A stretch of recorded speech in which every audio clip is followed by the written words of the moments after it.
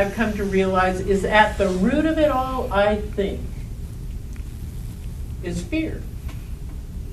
And that if we can work on alleviating people's fear of the different, of the other, of the strange, of the, oh my God, how could they possibly?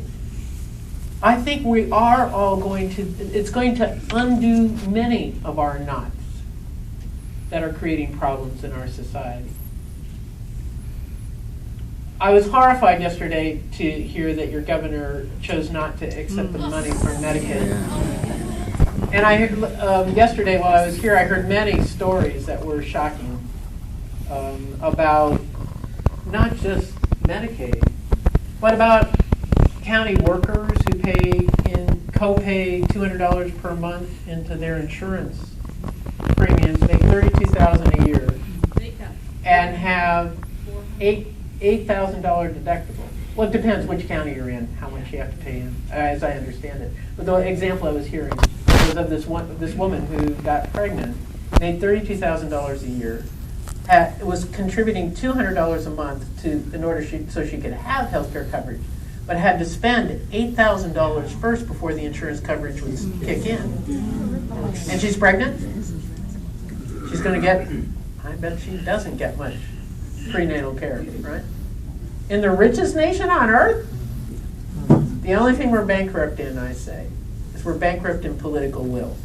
And you all have been heroic in showing an example of we the people trying to make a difference.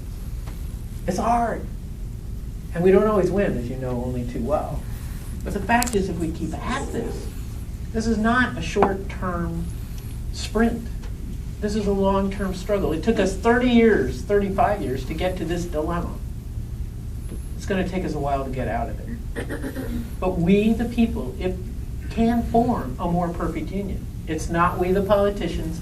It's not we, the rich guys. It's not we, the corporate CEOs. It's we, the people. Because what we have ultimately is community. It's faith. We have each other's backs. And isn't that what labor is about? So for me, this call to stand together, to speak up, to support each other, to alleviate the fear, in that, then we become food for each other.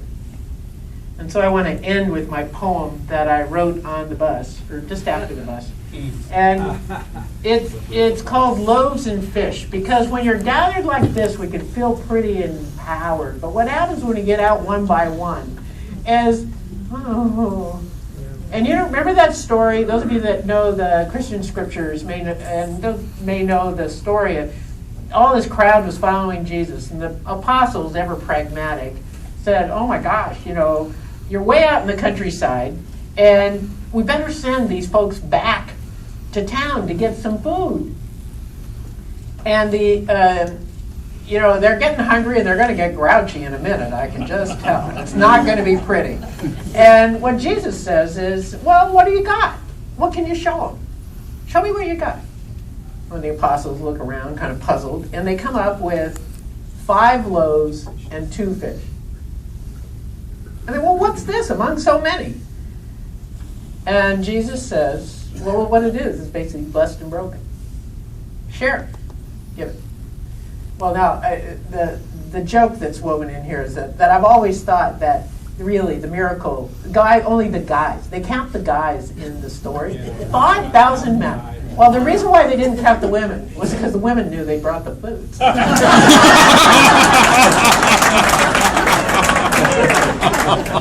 Only the guys thought it was a miracle.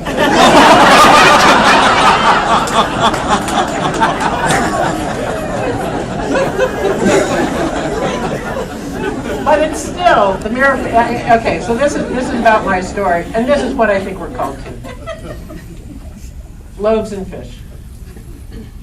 I always joked that the miracle of loaves and fish was sharing. The women always knew this. But in this moment of need and notoriety, I ache, tremble, almost weep at folks so hungry, malnourished, faced with spiritual famine of epic proportions. My heart aches with their need. Apostle-like I whine, what are we among so many? The consistent 2,000-year-old ever-new response is this: blessed and broken, you are enough.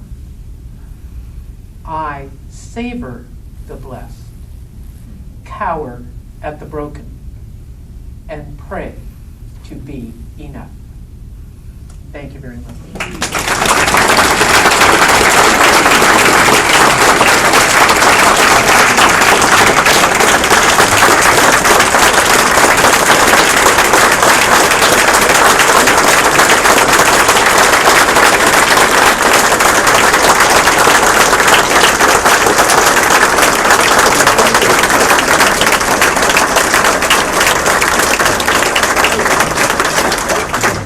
Thank you. Thank you. We have some